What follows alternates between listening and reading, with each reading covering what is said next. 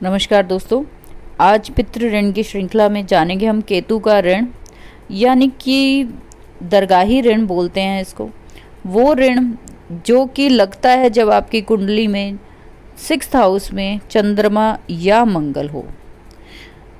ऐसे व्यक्ति जो है वो केतु से पीड़ित माने जाते हैं। ये ऋण जो है वो कुदरती ऋण भी बोला जाता है कि आपने नेचर के खिलाफ कुछ ऐसा किया है पिछले जन्म में, या फिर आपकी फैमिली ने, कि जिसका भुगतान आपको इस जन्म में करना पड़ता है।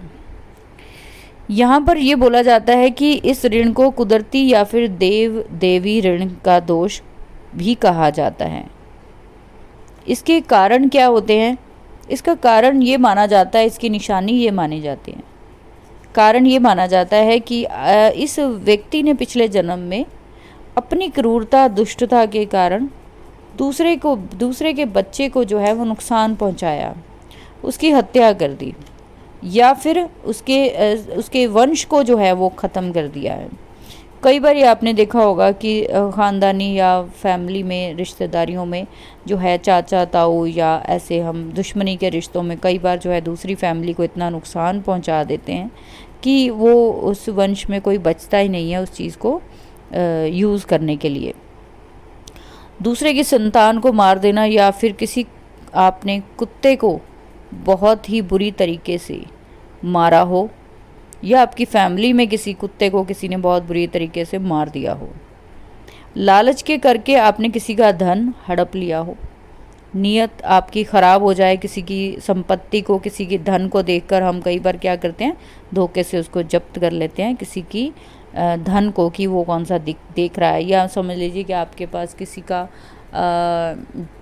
पैसा आया है संभालने के लिए कि आप संभाल लीजिए इसको और आप उसको वापस ना दें, वो भी होता है कई बार ऐसे।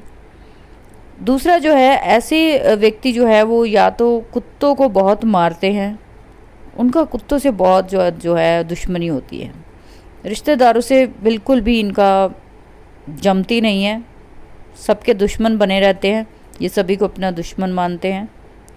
अपनी जो पूरे वंशज है ना, वो सभी को कई बार ऐसा व्यक्ति जो है वो ख़त्म करने की कोशिश करता रहता है कि किसी तरीके से सारा कुछ मेरे इन हैंड हो जाए, आ जाए। ऐसे व्यक्ति का जो संतान का नाश हो जाता है, वैसे तो ऐसे व्यक्ति की संतान कभी होती नहीं है, और अगर हो गई तो वह जीवित नहीं बचती, और अगर बाय द वे वो जीवित बच जाती है तो या तो वो हैंडीकैप्ड होगी, अपाहिज होगी, गूंगी या बहरी होती है। कुछ ना कुछ उसकी ज़िंदगी में जो है बच्चों से रिलेटेड बहुत बड़ी समस्या आती है। ऐसे में जो है बच्चों को सारी उम्र उनकी ज़िंदगी में एक बच्चों से रिलेटेड बड़ी जो है प्रॉब्लम रहती है।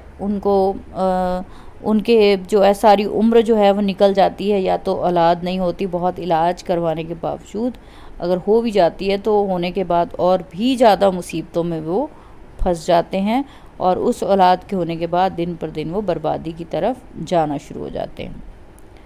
कारण जो है ये मैंने बता दिए, पहचान भी बता दी। अब इसका उपाय आपको क्या करना है कि हमेशा आपने जब भी व्यक्ति का जो चंद्रमा है वो 6th हो या मंगल 6th हो, तो कभी भी किसी विडो लेडी से आपको कुछ नहीं लेना है।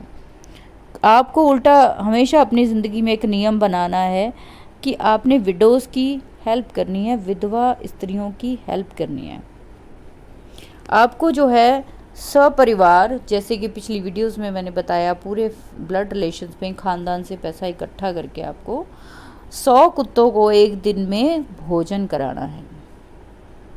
आपको जो है अपना राइट कान जो है वो छिदवाना है। अगर आपकी कुंडली में चंद्रमा या मंगल 6th हाउस में है और केतु के ऋण से आप पीड़ित हैं, बच्चे को लेकर परेशान हैं, आपकी बैक में, आपके कानों में, आपके पैरों में कहीं पे भी कोई बीमारी है, कोई इससे रिलेटेड प्रॉब्लम है, तो समझ लीजिए वो काम कर रहा है ऋण। तो आपको काला कुत्ता जो है हमेशा अपने घर में पालना है।